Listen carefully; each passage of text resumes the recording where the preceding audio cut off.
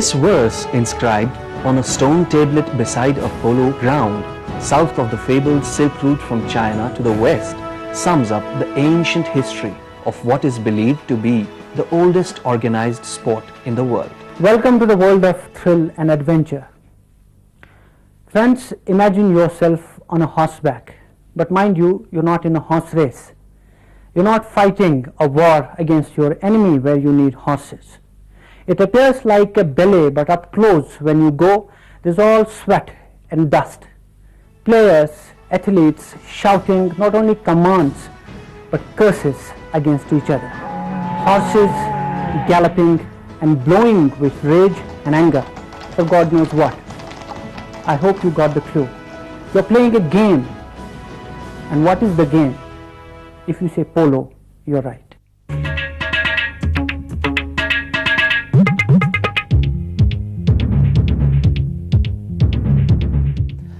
Certainly, the game of polo reflects all the qualities that made the Mongol hordes the greatest nation of horsemen in the ancient world.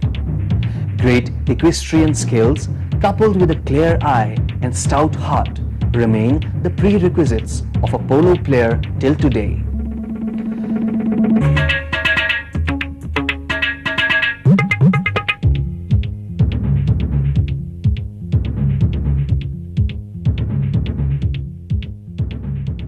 So that's the game. Now a little about the academics of the game, about the word itself. Origin matters. Why polo? Why not any other word or term? Basically, the word polo has been derived from the term pulu, which in Tibetan language meant ball.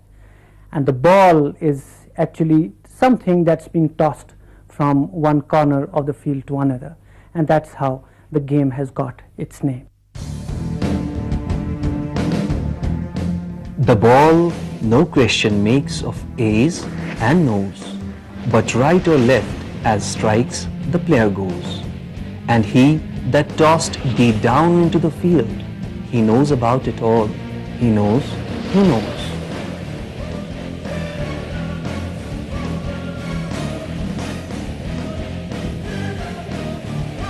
Everything has got a history of its own, and likewise polo. But the problem is that the history of polo is lost in the mist of antiquity. Persians, as history has it, were the first people, the first nation to have played the game polo as back as 2,500 years. But Chinese are also no way behind. They say that they first played the game several thousand years ago. Whatever the fact, but in all probability, they learnt the game from Central Asian nomads who would take saddle as their whole world, as passionate, as obsessive they were about the game, and whose writ would run from the Great Wall of China in the east to Caspian Sea in the west. But this is all about the mist of history. But the fact of history is what Firdausi mentions in his great epic Shahnama, written in 9th century, that the first recorded polo match was played between Persia and Turkey during the tenure of that great Persian king, Darius. And we'll give you the result of the game. It was won by Turkey. Polo was truly a game of kings for most of its reputed 2,500 years or more of existence. Patronized by kings and the horsed cavalry, it was played by the likes of Darius, Genghis Khan and Alexander the Great. If Alexander's skill at polo was anything akin to his skill in the arts of war, for he had soon defeated the mighty Darius, then he must indeed rank as one of the earliest known high goal player. It's believed that Alexander the Great, that king of Macedonia, had a great love for the game, and he in his young age was a great polo player also, besides being a king. When he inherited the throne from his father in 336 BC, this fact was not quite taken well, was not digested by his Persian counterpart Darius. And then he had a very mocking a derisive gesture, he sent him a gift in the form of a polo stick and a ball and a message that you better play polo. You stick yourself to the stick itself and do not meddle with the political and military affairs of your country, because that is something that is beyond you.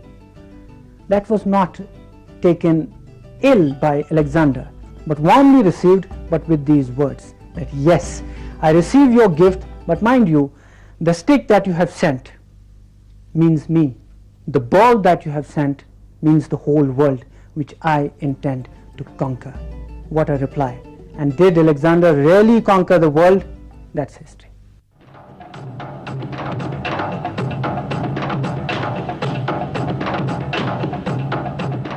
The game of polo was born in Central Asia, spent its childhood in Iran, and attained maturity in the northern areas.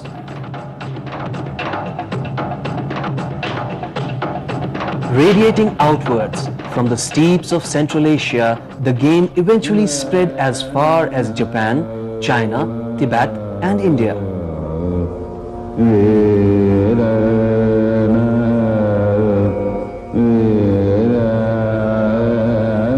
In India, polo was widely played in medieval times, as is evident from the fact that Sultan Qutbuddin Aibak, founder of the slave dynasty and builder of one of Delhi's most famous landmarks, died of a fatal accident, impaled on the ornate horn of his own saddle after a fall on the polo field in Lahore.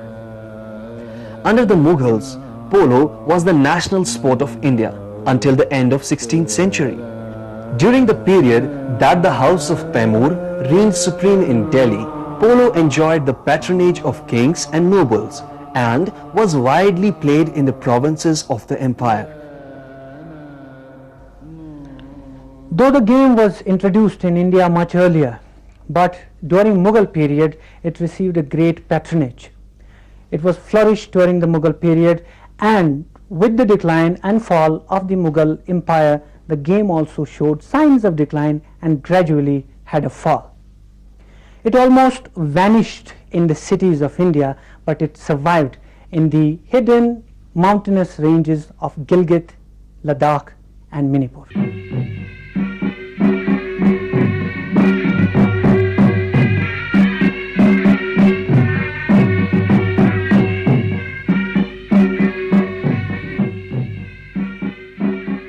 Polo has been for centuries a popular sport of the rugged mountain valleys of Karakoram ranges, particularly in the remote and inaccessible Himalayan regions of Gilgit, Hunza, Skardu, and Khapalu in Baltistan and Ladakh. According to legends, the game of polo came to central Ladakh from neighboring Baltistan, where for centuries it used to be chief amusement. Historians date the introduction of polo in Ladakh to King Jamyang Namgyal's reign in the 16th century, who married Gyal Khatun, a princess from Baltistan. मैं जिस वक्त छोटा था मैंने पोलो को खेलते हुए देखा था. I have seen polo being played here since my childhood. Polo has been part of our heritage. There was a polo ground next to the powerhouse earlier called Shagran. People of all age used to play polo there. तो वो बहुत देर तक खेलते रहे जब तक कि उनका उम्र था, उन्होंने शौक था, उन्होंने बहुत खेला जनाब उस जगह पे पोलो. तो उस वक्त में लगभग I too used to play when I was young. तो उसके बाद जनाब फिर हमको शौक हुआ पोलो खेलने का. As they say, games and gifts are nature's bounties enjoyed by rich only.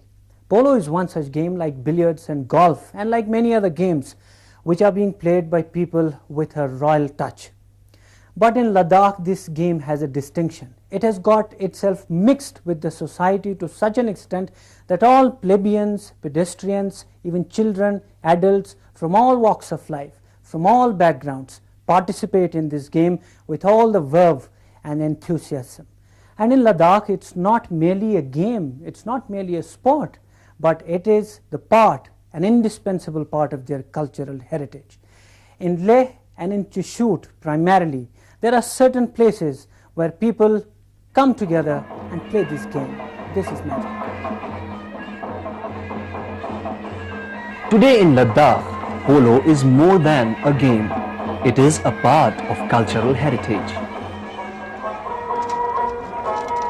The game of polo in Ladakh draws huge crowds, with people donning their traditional colorful costumes. It is a game of the masses, where the player is everything combined into one. That is, from stable hand to horse owner, and finally the player.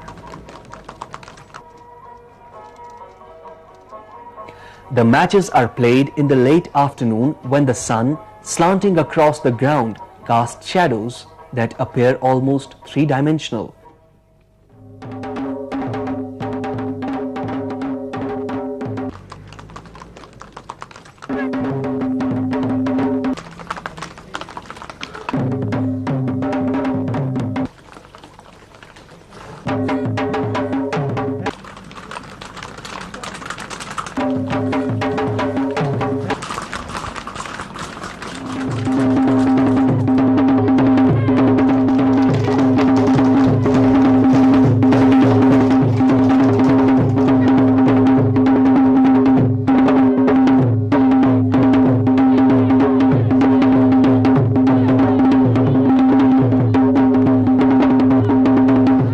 Traditionally, almost every village had its polo ground, and even today it is played with verve in many places besides Leh, especially in Dras and Chishut, a big village close to Leh.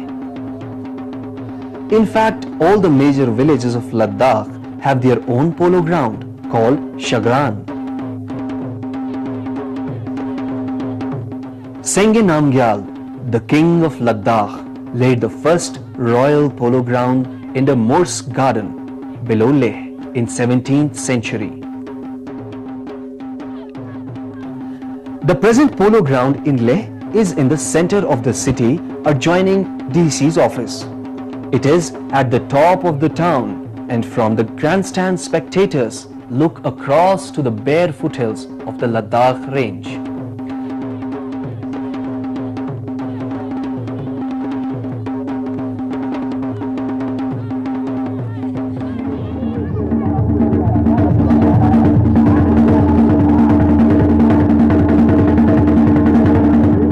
The game played here differs in many respects from the international game, which indeed is adapted from what British travelers saw in the Western Himalaya and Manipur in the 19th century.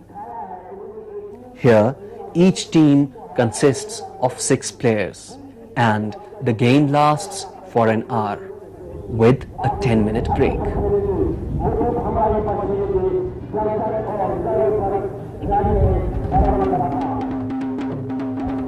Ladakhi polo is a fast and furious game of 2 rounds, characterized by rough riding reminiscent of the Mongol horsemen.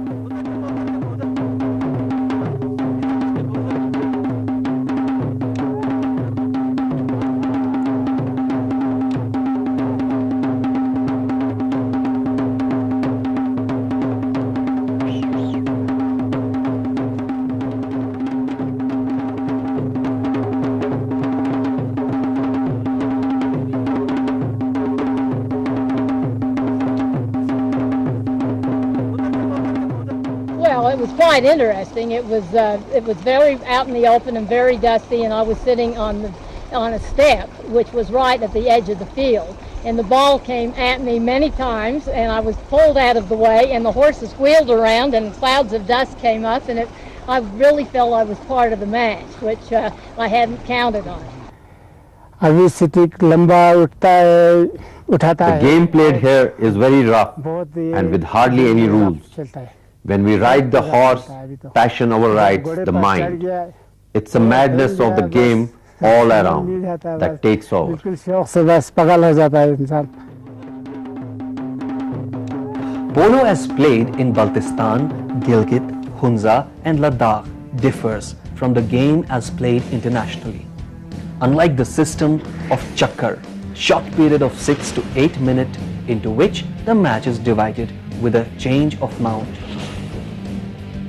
Here the game is played furiously and continuously, and the ponies are running as fast and as strongly as in the beginning of the match until either of the team scores 9 goals. Altitude notwithstanding, the hardy local ponies, the best of which come from Zanskar, scarcely seem to suffer, though play can be fast and furious. This is the test of human endurance, skills and horse strength. It's amazing. They're the same horses that are used in all the matches, and they run for an hour, back and forth and back and forth. They're amazing horses.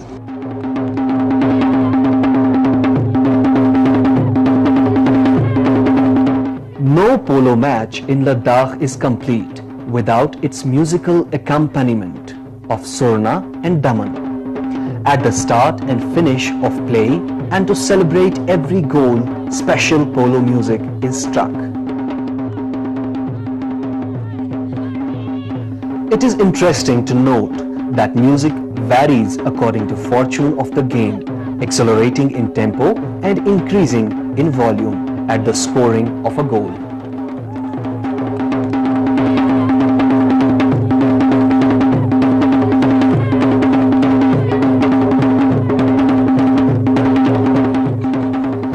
The most unfamiliar feature is after a goal. Both the ends change automatically. The scorer gets the privilege to patch up the ball. He goes at a full gallop with the ball and stick until midway point, throws up the ball and shoots towards the goal with a clean, straight and perfectly controlled shot.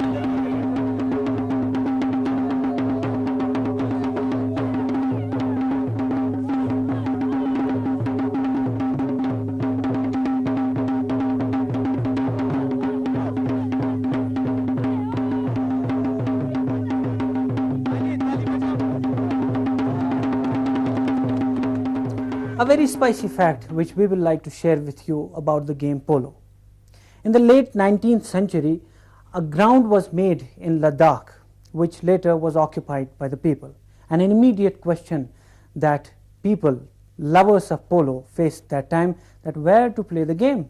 They needed a ground, but they were bubbling with passion and with vigor and rigor about the game that they came out and played the same game, not in the ground but in the marketplace. This is the height of passion that they had developed for the game.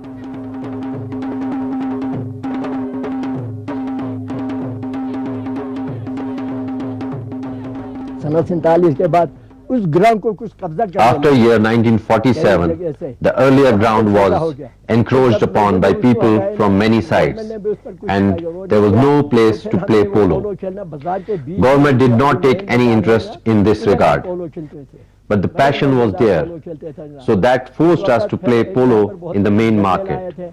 We used to enjoy playing polo in the market also. Afterwards, some army generals helped us to make this present polo ground, and we started playing polo in this ground.